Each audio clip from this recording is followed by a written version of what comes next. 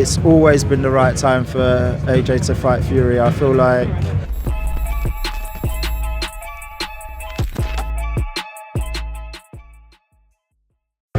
Pro boxing fans here with KD, David Ghansa, part of team AJ, team 258 and everything else. I can't keep up with what you're doing nowadays, KD, but how's things, how's life?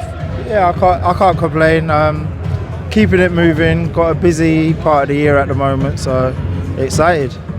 Listen, obviously the talking point right now is your guy Anthony Joshua. He has put up an Instagram post, a tweet saying, listen, it seems like the business is done, the business side of things is done. The name that seems to be coming out of everywhere is Daniel Dubois. I just want to ask you, how realistic is it that, you know, if that fight does happen, that it is going to be for the IBF full title, not an interim title? I was saying it yesterday that if we look at the precedent of how the IBF operate, it should be there. So I can't see why it's not. I understand why it currently isn't, but fingers crossed it should be there. How is AJ right now? Is he? I'm sure he's probably just taking over. We know AJ lives a very, very healthy lifestyle. Never really at the gym, really, to be honest. We only see him posting in the gym. But how is he right now? You know what? He's great, but it's quite funny because I checked my phone a little while ago and I just saw that he was in a local pub in Watford called the Badger. Looked like he was watching some football with the locals that he grew up around. So yeah, he's good. Apart from that, you know him. He's always training, always resting, always recovering. So he's in a good place. Did you ever feel Daniel Dubois would get to this point where he'd be possibly headlining with your guy Anthony Joshua at Wembley Stadium? We know it's going to be 80,000 plus, but did you ever feel that Daniel Dubois had the talents? We know what he did against Usyk, and he's been in other big fights against Joe Joyce, more lately against Filip Hrgović. But did you feel like, you know, he'd get to this point?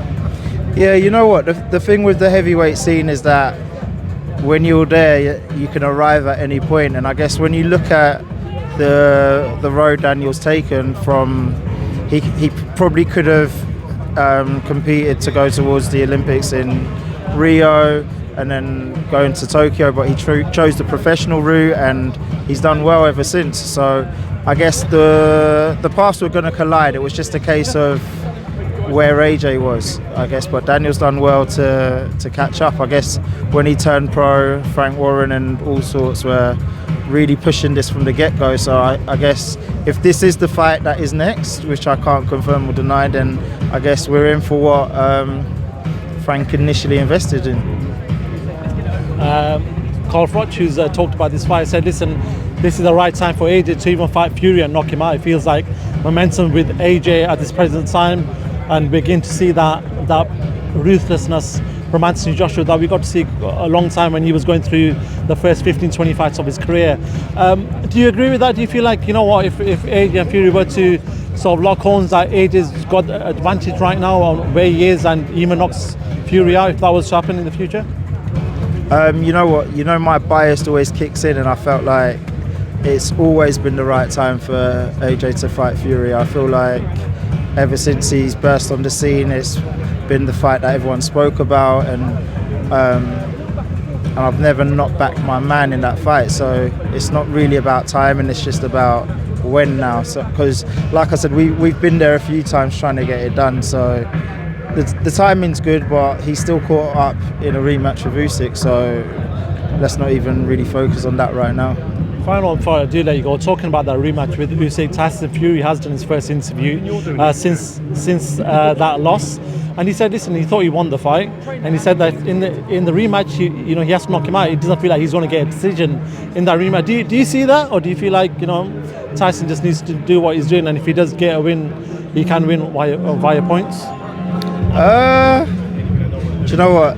It's one of those ones where everyone says everyone's got their opinion, and he's entitled to his opinion, but he's been a professional a very long time. When you look at his wins, they haven't all come through knockouts. So he understands how to win a fight on points as well, and it's not the only way to skin a cat.